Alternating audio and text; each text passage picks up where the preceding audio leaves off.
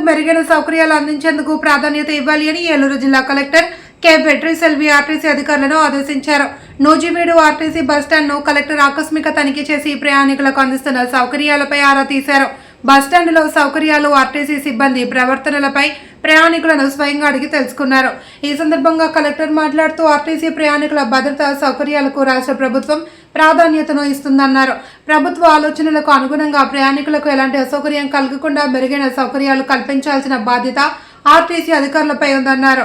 ప్రయాణికుల భద్రతకు సీసీ కెమెరాలు ఏర్పాటు చేసి వాటిని దగ్గరలోని పోలీస్ స్టేషన్కు అనుసంధానం చేస్తామని, దీని కారణంగా రాత్రి సమయాలలో బస్టాండ్ పరిసరాలలో ఎలాంటి అసాంఘిక కార్యకలాపాలు జరగకుండా నివారించవచ్చు అని అన్నారు. Sub collector Bollipalli Vinutha, zilla parishad CEO Srihari, RTC RM Shabnam, depot manager Dhananjaneyulu, tahsildar Bhadru, MDO Rajendranath, DSP Prasad తదితరులు పాల్గొన్నారు.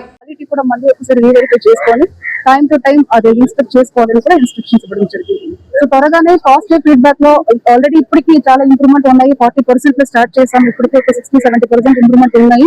ఇంకా కొన్ని ఎక్కడెక్కడ గ్యాప్స్ ఉన్నాయి అవి అడ్రస్ చేసుకుంటామని నిన్న డిఆర్సీ మీటింగ్ లో కూడా మన ఆనరబుల్ హౌసింగ్ మినిస్టర్ గారు కూడా ఈ ఆర్టీసీ న్యూస్ వీడియో కొంచెం చూడండి, బికాజ్ ర్యాంకింగ్ లో కూడా కొంచెం స్కోప్ లో ఉన్న ఇంప్రూవ్మెంట్ చెప్పడం జరిగింది. సో ఆ విషయం గురించి ఒకసారి ఇన్స్పెక్ట్ చేసుకొని వీళ్ళు చేసిన ప్లాన్ ఆఫ్ యాక్షన్ కరెక్ట్ అయినా ఇంప్రూవ్మెంట్ ఎట్లా చేయవచ్చు కూడా వాళ్ళకి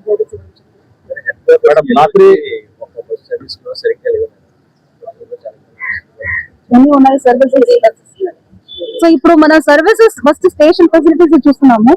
సర్వీసెస్ కావాలంటే ఇంకా అదనంగా బస్సెస్ కావాలి. సో దానికి కూడా ఆల్రెడీ గవర్నమెంట్ ఎస్టిమేషన్స్ ఎన్ని బస్సెస్ కావాలి, ఏ రూట్ లో ఎక్కువ అడుగుతున్నారో కూడా మన డిపార్ట్మెంట్ పరంగా వాళ్ళు ఆల్రెడీ వర్కౌట్ చేసి పంపించడం జరిగింది.